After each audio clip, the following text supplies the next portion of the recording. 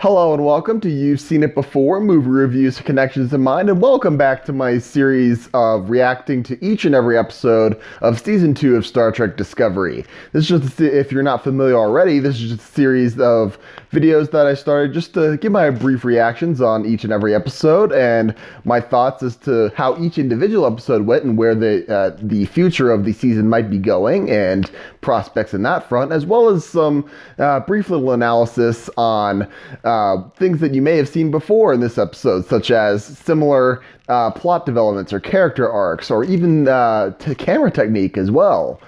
Things that you've seen familiar because they are. So, with that being said, without further ado, let's get into Season 2, Episode 3 of Star Trek Discovery called Point of Light. And in this episode, we get to see several different story arcs go through simultaneously. The first involving Michael Burnham and Amanda Grayson's search to find out what happened to Spock after he checked himself into a psychiatric hospital on Starbase 5.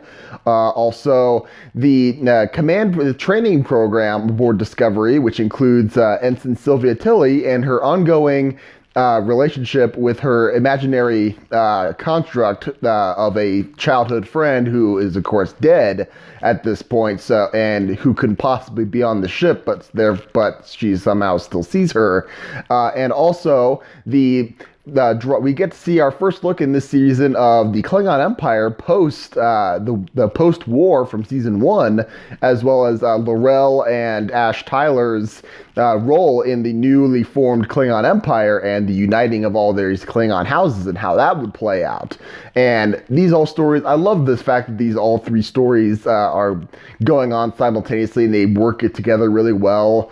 I like the fact that we get to cover a lot of character ground in this episode, and we get to see some great interaction between characters that we haven't necessarily seen before or not spent a lot of time with, and the growth of these characters as they go along, especially the plot arcs between Ash Tyler and L'Rell on the Klingon homeworld, how their machinations tend to go about in that empire, and how things are rather difficult for Tyler in this new world, because the Klingons who are part of the High Council, they see him as an outsider and they don't trust him, even though he is technically a Klingon, just a Klingon that was deformed and changed to look human.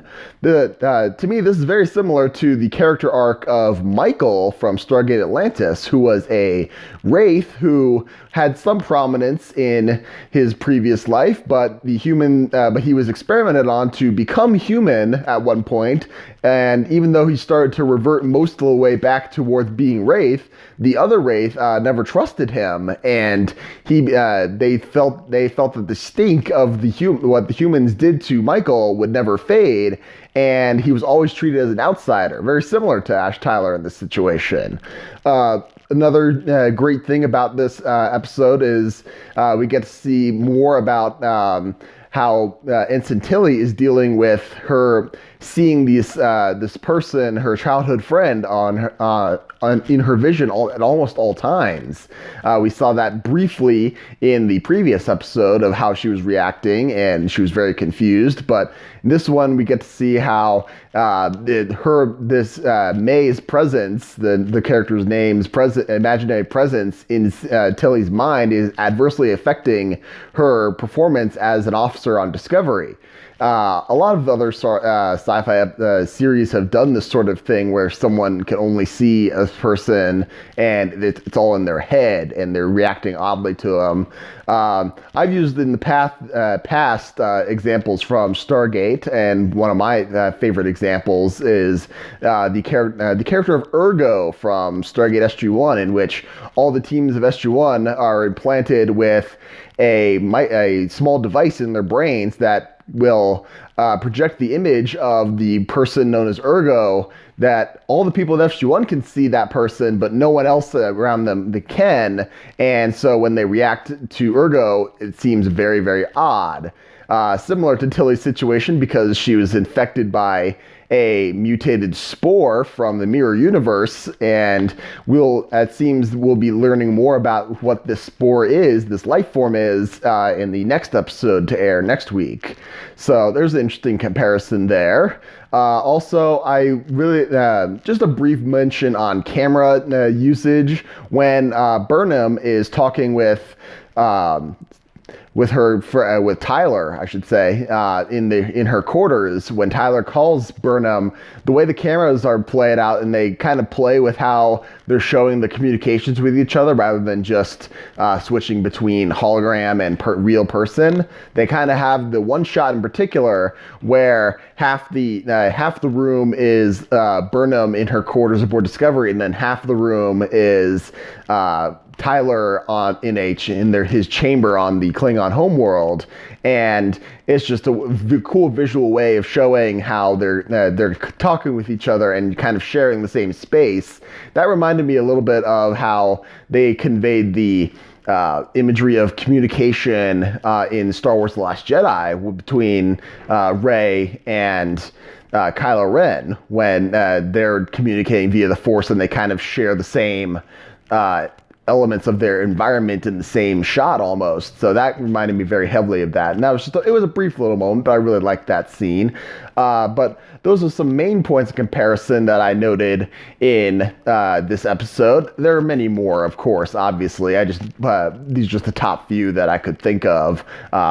If I missed anything, let me know in the comments below, of course. But overall, I would say this episode is one of the better ones of this season so far. I like the direction it's going as far as the season goes. Like I said originally, that first episode was a little rockier as far as the premiere goes than the season 1 opener, but it seems like they're getting progressively stronger as the season goes on, which it should, because I think that's a good indicator that things are going to get better as they go along. I kind of wish that they didn't get rid of the Tilly and May's connection so quickly, or didn't discover it so quickly. I kind of wish that she could have kept it secret for another episode or so before they discover that, just so that we can see some dynamic between her. And who knows, maybe she'll get reinfected and have to deal with her later in the season, but that's a possibility. But I kind of thought that was a bit of a disappointment in that regard. Also, there was one thing in this episode that I thought was just a little goofy and a little bit implausible in my eye, when it is revealed that L'Rell's rival on the High Council used the paint on his face.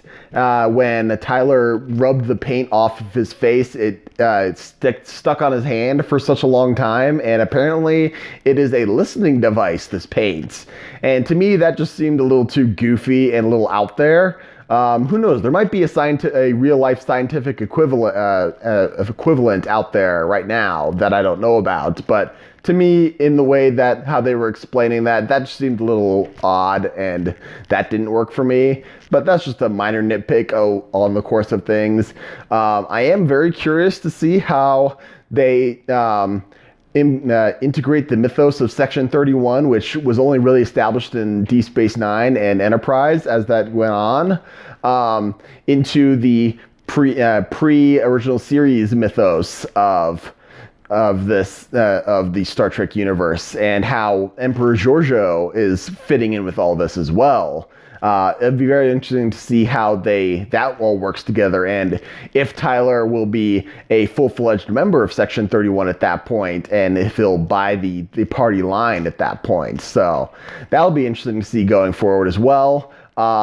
Those are just my main thoughts on this episode. Overall, I'd say it was a pretty good one. I'm excited to see what will come next. What did you think of the episode? Did you like it? Did you not like it? Is there something I missed? Did you disagree with anything in my analysis? Let me know in the comments down below. I love to hear you guys' thoughts. You guys have been so good to me so far, and I love the debates. Just keep them coming. And be sure to look for my next Be sure to look for my next review of the Lego Movie, which will be my next movie review coming out next Friday, February 8th.